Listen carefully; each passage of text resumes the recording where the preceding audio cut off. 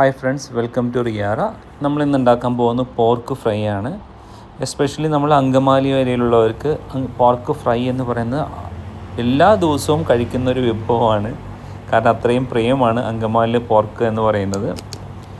എങ്കിൽ നമുക്ക് വീഡിയോയിലേക്ക് പോകാം. പോർക്ക് ഫ്രൈ ഉണ്ടാക്കുന്നതിനായിട്ട് ഞാനിവിടെ എടുത്തിരിക്കുന്നത് 1 കിലോ കഴുകി വൃത്തിയാക്കിയ പോർക്ക്, അതോടൊപ്പം തന്നെ കുറച്ച് കറിവേപ്പില എടുത്തിട്ടുണ്ട്. അതിനുശേഷം നമ്മൾ എടുത്തു വച്ചിരിക്കുന്നത് മുളക് പൊടി, 1 ടീസ്പൂൺ മുളക് പൊടി, 1 ടേബിൾ സ്പൂൺ മുളക് പൊടി, കുറച്ച് മഞ്ഞൾപ്പൊടി, ആവശ്യത്തിന് ഉപ്പാണ് എടുത്തു വച്ചിരിക്കുന്നത്. ഇനി ഇതിന് ശേഷം നമുക്ക് ആവശ്യമായിട്ടുള്ളത് ഒരു തേങ്ങ കുറച്ച് കൊത്താക്കി എടുത്തത്, 2 നാരങ്ങ, ചെറുനാരങ്ങ, നമ്മുടെ ചെറിയ നാരങ്ങയാണ്, നീര് കുറവാണ്. നീരുള്ള നാരങ്ങയാണെങ്കിൽ 1 മതിയാകും. പിന്നെ കുറച്ച് ക്രഷ് ചെയ്ത കുരുമുളക് പൊടി, പിന്നെ പെരിഞ്ചീരകം പൊടി, പിന്നെ ഒരു ചെറിയ സവാള നീളത്തിലരിഞ്ഞത്, ഒരു ചെറിയ കഷ്ണം ഇഞ്ചി അതും നീളത്തിലരിഞ്ഞത്, ഒരു ചെറിയ കഷ്ണം വെളുത്തുള്ളി അതും നീളത്തിലരിഞ്ഞത്. ആക്ച്വലി ഈ പോർക്ക് എന്ന് പറയുന്നത് പന്നി എന്ന മൃഗത്തിൻ്റെ ഫ്ലഷിനെയാണ് പോർക്ക് എന്ന് പറയപ്പെടുന്നത്. നേരത്തെ പറഞ്ഞ മാതിരി നമ്മളെല്ലാ ഐറ്റംസും റെഡിയാക്കി വെച്ചിട്ടുണ്ട്. ഇനി നമുക്കിതിനകത്തേക്ക് ആവശ്യത്തിന് ഉപ്പ് ചേർത്ത് കൊടുക്കാം. ഓരോരുത്തരുടെയും ടേസ്റ്റ് അനുസരിച്ചാണ് ഉപ്പ് കൊടുക്കുന്നത്. അപ്പോൾ ആവശ്യത്തിന് നമുക്ക് എത്രയാണ് ആവശ്യം അത്ര ഉപ്പിട്ട് കൊടുക്കുക. പിന്നെ അതിനുശേഷം നമ്മൾ നേരത്തെ അരിഞ്ഞു വെച്ചിരിക്കുന്ന വെളുത്തുള്ളി, നീളത്തിൽ അരിഞ്ഞു വെച്ചിരിക്കുന്ന വെളുത്തുള്ളി, അതുപോലെ തന്നെ നമ്മൾ അരിഞ്ഞു വെച്ചിരിക്കുന്ന ഇഞ്ചി, ഇതെല്ലാം അതിനകത്തേക്ക് ചേർത്ത് കൊടുക്കുക. അതിനുശേഷം നമ്മൾ ചേർക്കാൻ പോകുന്നത് നാരങ്ങയാണ്. നമ്മൾ 2 നാരങ്ങ എടുത്തു, അത് മുറിച്ച് അതിനകത്തേക്ക് ചേർത്ത് കൊടുക്കുകയാണ്. അത് പിഴിഞ്ഞ്, നല്ല നീര് കുറവാണെന്ന് ഞാൻ പറഞ്ഞല്ലോ, ഉള്ള നീര് മാക്സിമത്തിൽ പിഴിഞ്ഞ് കൊടുക്കുകയാണ്. നമ്മൾ 2 നാരങ്ങയുടെ 4 മുറിയാണെങ്കിലും 3 മുറി, അതായത് 1.5 നാരങ്ങയുടെ നീര് മാത്രമേ നമ്മൾ ചേർക്കുന്നുള്ളൂ. കാരണം ഓവർ പുളി ആയാലും ടേസ്റ്റ്, പോർക്ക് ഫ്രൈക്ക് ടേസ്റ്റ് വ്യത്യസ്തമായി വരും. അതുകൊണ്ട് ആവശ്യത്തിന് പുളി മാത്രം ചേർക്കുക. ഇനി നമ്മൾ അടുത്തതായി ചേർത്ത് കൊടുക്കാൻ പോകുന്നത് നമ്മൾ എടുത്ത് വെച്ചിരിക്കുന്ന കരിവേപ്പിലയാണ്. കരിവേപ്പില മുഴുവനായിട്ടല്ല ഇടുന്നത്, അത് മുറിച്ച് ചെറിയ ചെറിയ പീസായിട്ടാണ് ഇടുന്നത്. പിന്നെ നമ്മൾ നേരത്തെ എടുത്ത് വെച്ച മഞ്ഞൾപ്പൊടി, 1 ടീസ്പൂൺ മുളക് പൊടി, മാറിപ്പോകരുത്, ടീസ്പൂണാണ്, ടേബിൾ സ്പൂൺ അല്ല, 1 ടേബിൾ സ്പൂൺ മുളക് പൊടി, ഇതെല്ലാം ഇട്ട് കൊടുക്കുക. അതിനുശേഷം നമ്മളിപ്പോൾ നേരത്തെ പറഞ്ഞിരുന്നല്ലോ, ഈ ഇട്ടിരിക്കുന്ന ഐറ്റംസ് എല്ലാം നന്നായിട്ട് ഇതിനകത്തേക്ക് തിരുമ്മി പിടിപ്പിക്കണം. അതായത് മാരിനേറ്റ് ചെയ്യാനായിട്ട് ശരിക്കും തിരുമ്മി പിടിപ്പിക്കുക. ഇപ്പോൾ നിങ്ങൾ ഈ വീഡിയോ കാണുന്നത് ആദ്യമായിട്ടാണെങ്കിൽ നിങ്ങൾ ഈ ചാനൽ സബ്സ്ക്രൈബ് ചെയ്യുക. പിന്നെ നമ്മുടെ ചാനൽ മറ്റുള്ളവരിലേക്ക് എത്തിക്കാനായിട്ട് ഷെയർ ചെയ്യാം. നന്നായിട്ട് തിരുമ്മി പിടിപ്പിച്ചാൽ മാത്രമേ ഇതിനകത്തുള്ള നാരങ്ങയുടെ നീരും ഇഞ്ചിയുടെയും ഇതെല്ലാം ടേസ്റ്റ് ഫ്ലഷിലേക്ക് വരത്തുള്ളൂ.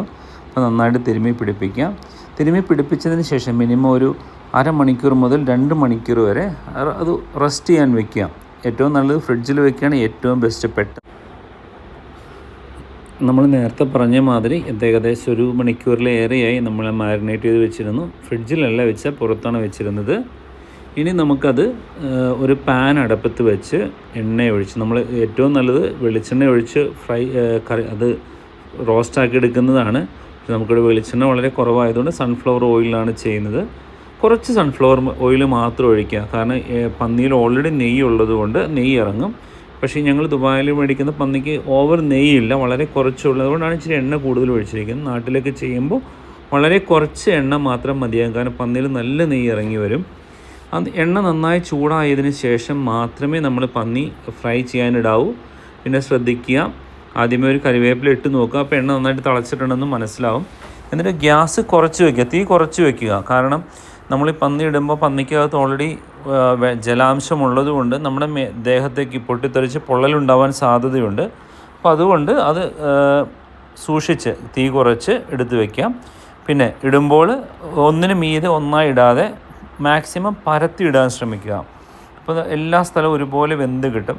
അപ്പോൾ ഇതിൻ്റെ പ്രത്യേകത എന്താണെന്ന് വെച്ചാൽ നമ്മളിത് ഫ്രൈ ചെയ്തെടുത്തിട്ടാണ് ഇത് നമ്മൾ ശരിക്കും അതിൻ്റെ ആ ഒരു ടേസ്റ്റിലേക്ക് കിട്ടാനും അതുപോലെ ആ കറിക്കുള്ള ആ ഒരു ടെക്സ്ചർ, അതിൻ്റെ ഒരു ഭംഗി കിട്ടാനൊക്കെ നമ്മൾ ഷാലോ ഫ്രൈ എന്ന് പറയാം.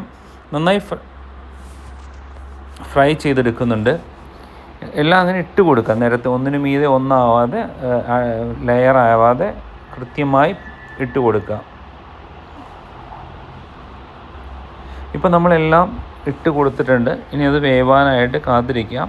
തീ തീരെ കുറച്ച് വെക്കരുത്, മീഡിയം ഫ്ലെയിമിൽ വെക്കാവൂ. കാരണം ഓവർ ഫ്ലെയിമിലായാലും തീ പെട്ടെന്ന് അത് അടുക്കി പിടിക്കുകയും അതുപോലെ തന്നെ കരിയാനും ഒരു വശം കരിഞ്ഞു പോകാനും സാധ്യതയുണ്ട്.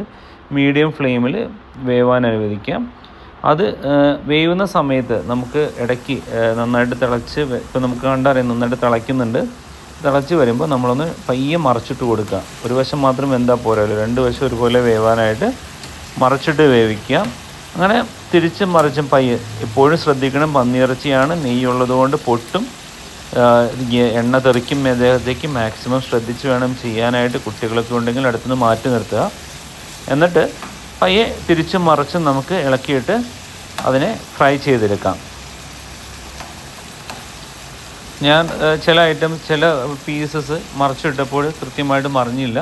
അപ്പോൾ അത് തിരിച്ചും മറിച്ചിട്ട് ഞാൻ അങ്ങനെ വേവിച്ച് ഇപ്പോൾ ഏകദേശം നമ്മുടെ പന്നി നന്നായി ഫ്രൈ ആയിക്കൊണ്ട് ഒരു പകുതി വേവോളം ആയിട്ടുണ്ട്. ഇനി ഒരു മാക്സിമം ഒരു 2-3 മിനിറ്റിനുള്ളിൽ നമ്മുടെ പോർക്ക് നന്നായി ഫ്രൈ ആയി വരുന്നതാണ്. അപ്പോൾ നമ്മുടെ പോർക്കെല്ലാം പൂർണ്ണമായിട്ടും ഫുൾ ഫ്രൈ ആയിട്ടുണ്ട്. നമുക്കത് കോരി വേറൊരു പാത്രത്തിലേക്ക് മാറ്റാം. നമ്മൾ ഇട്ട് കൊടുത്തിരിക്കുന്ന വെളുത്തുള്ളിയും ഫ്രൈ ആയിട്ടുണ്ട്, ഇഞ്ചിയും ഫ്രൈ ആയിട്ടുണ്ട്. എല്ലാം എടുത്ത് മാറ്റി ഇനി അടുത്ത് നമ്മൾ നേരത്തെ മുറിച്ച് വെച്ചിരിക്കുന്ന സവാള അതിലേക്ക് ഇട്ട് കൊടുക്കാം.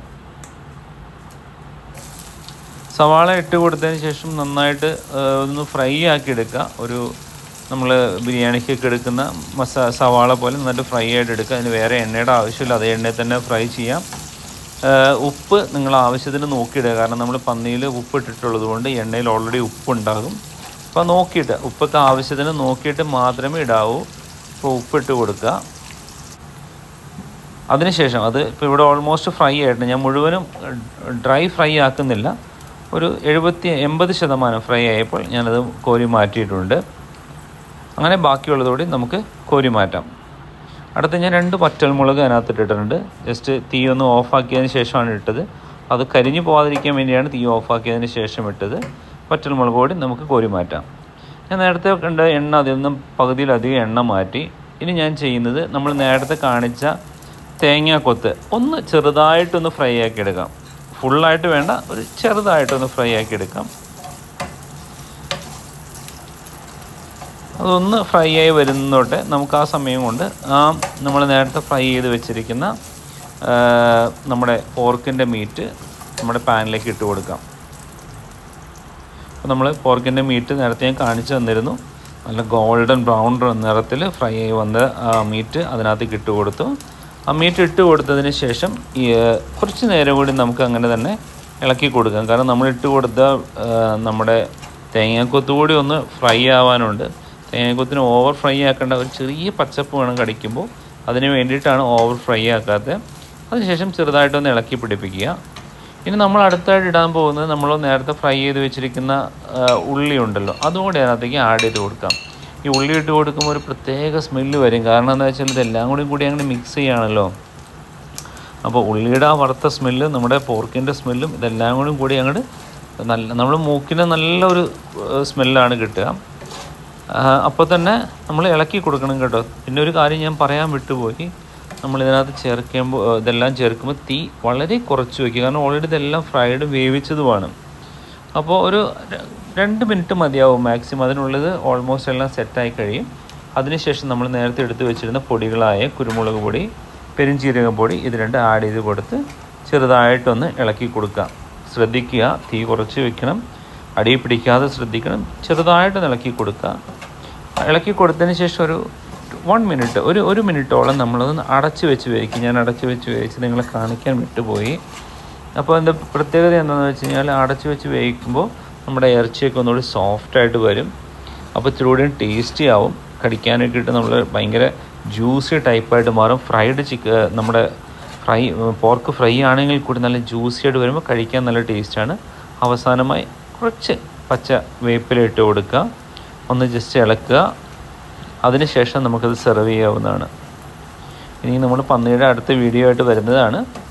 അതുപോലെ നമ്മുടെ ചാനൽ സബ്സ്ക്രൈബ് ചെയ്യുക, മറ്റുള്ളവരിലേക്ക് എത്തിക്കാനായിട്ട് മാക്സിമം ഷെയർ ചെയ്യുക. അപ്പോൾ താങ്ക്സ് ഫോർ വാച്ചിങ്.